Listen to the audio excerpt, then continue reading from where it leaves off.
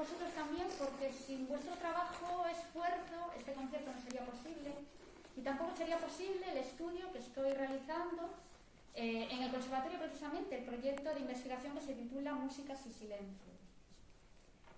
Hace unos 5 años aproximadamente comencé a investigar, no sé muy bien por qué, acerca de las mujeres compositoras.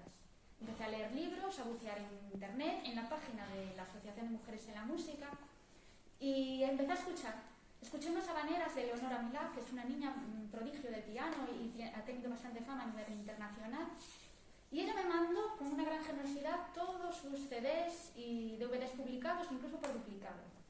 Con todo ello empecé a elaborar un concierto didáctico que lo acompañaba también con un vídeo y que interpreté en varios institutos de Vigo y que asombró mucho a los profesores y a los alumnos incluso, ¿no? El descubrir que había mujeres compositoras. Es el mismo asombro que yo tuve cuando empecé a buscar a las mujeres, porque yo, en mi ya larga profesión, ¿no?, y mis años de estudio, no había nunca oído hablar de mujeres compositoras ni había tocado ninguna de ellas. Empecé a dar clases aquí en este conservatorio, tuve contacto con muchos de vosotros, y vosotros tampoco habíais escuchado nunca hablar de mujeres compositoras, con lo cual la sorpresa es decir, la cosa sigue igual, ¿no? Contacté también con Gloria, recuerdo hace 4 años que incluso ella quería hacer un concierto de mujeres compositoras y ese año no lo tuvo que anular porque no había profesores ni alumnos interesados. Hace 2 años presenté una propuesta de tesis en la Universidad de Vigo y la aceptaron para mi sorpresa porque era una propuesta totalmente de conservatorio. Ahora, actualmente estoy en el doctorado en Equidad e Innovación Educativa y gracias a eso he iniciado este plan de investigación en los conservatorios, que la verdad es que en el centro me han dicho que sí, ¿no? No hay muchos profesores que colaboren, pero los que colaboran con mucho entusiasmo. Y vosotros os preguntaréis por qué vuestro concierto lleva el título de Músicas y Silencios. Músicas representa a todas aquellas mujeres que emplearon su vida y sus pensamientos en la música.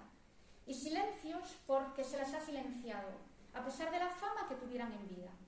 Según Ana Bofill, las mujeres estuvieron ausentes en los estudios sobre la música del pasado, ausentes de los libros de historia, ausencia que no es debida a su inexistencia, simplemente fueron olvidadas, fueron apartadas de la historia. Y esta ausencia se explica por diversas razones, ¿no? Una de ellas es por la propia naturaleza de la musicología. La musicología estudia los documentos existentes y existen pocos acerca de mujeres, o que hablen sobre ellas. Por otro lado, los críticos y los musicólogos han censurado a las mujeres con términos muy peyorativos. Por otro lado, aquellas mujeres creadoras distorsionaban el orden patriarcal, con lo cual la sabiduría y la inteligencia de las mujeres debían ser anuladas. Por otra parte, se les consideraba menor capacidad. Podían ser intérpretes, pero nunca compositoras. Incluso en el siglo, yo he leído, en el siglo XVI y XVII había estudios y discusiones acerca de si las mujeres tenían alma o incluso de si eran seres humanos. Respecto a la educación, ellas no podían acceder, como os dijo Gloria, a todos los instrumentos ni asignaturas como composición. Incluso había manuales escritos especialmente para ellas con una carga teórica muchísimo menor porque no se les presuponía capacidad.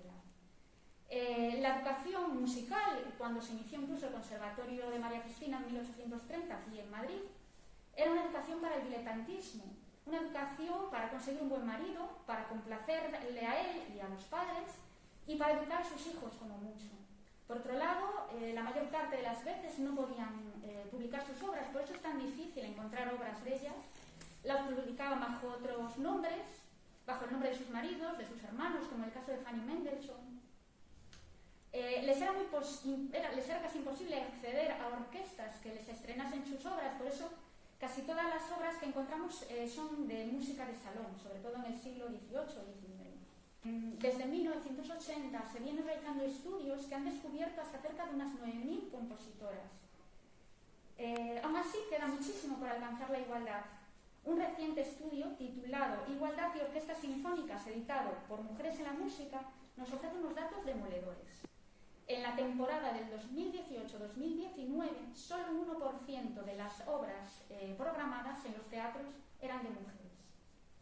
Además, nos hablan de que en los estudios que realizaron en las orquestas ninguna de las directoras era mujer, y esos mismos datos se pueden trasladar al resto de instrumentos. Hay instrumentos en los que prácticamente no hay mujeres en las orquestas. En este estudio, por ejemplo, podemos encontrar palabras de Zubin Mehta. Simplemente creo que las mujeres no deberían estar en una orquesta. Se vuelven masculinas. Los hombres las tratan como iguales. O incluso del gran director Sir Thomas Beecham, que es del siglo XX, murió en 1961 e influyó muchísimo en la música inglesa, que dice: no me gusta y nunca me gustará la idea de agrupar a hombres y mujeres en las orquestas y otros grupos instrumentales. Una mujer hermosa distraería a los otros músicos y una fea me distraería a mí. Hoy se habla mucho también del término role model. No sé si os suena, es aquello de tener modelos anteriores, ¿no?, que sirvan de imagen. La reconocida como uno de los mejores pianistas del siglo XIX y gran compositora Clara Schumann dice: alguna vez creí que tenía talento creativo, pero renuncié a esa idea. Una mujer no debe desear componer, ninguna fue capaz de hacerlo, así que ¿por qué podría esperarlo? Además, las mujeres, como os he dicho, no podían actuar en público. Tenemos el caso, por ejemplo, de Nannerl Mozart. Su padre, Leopold Mozart, la educó a ella musicalmente y los llevaba a los dos, a ella y su hermano, a giras por todas las principales cortes europeas. Pero en cuanto ella cumplió 12 años, dijo que una mujer en edad casadera no podía ser vista en público y ella tuvo que retirarse de los escenarios y no pudo componer tampoco. Entonces, solo a través del conocimiento del papel real que tuvieron las mujeres y especialmente las compositoras a lo largo de la historia, podremos garantizar la calidad de una enseñanza equitativa, donde los estudiantes encuentren nuevos referentes femeninos y la historia de la música deje de estar llena de silencios, los silencios de las mujeres ocultadas por la historia. Queda mucho por hacer. En vuestras manos está cambiar las cosas y también realizar aquello que os propongáis sin que nadie os diga que no por vuestra condición. Muchas gracias.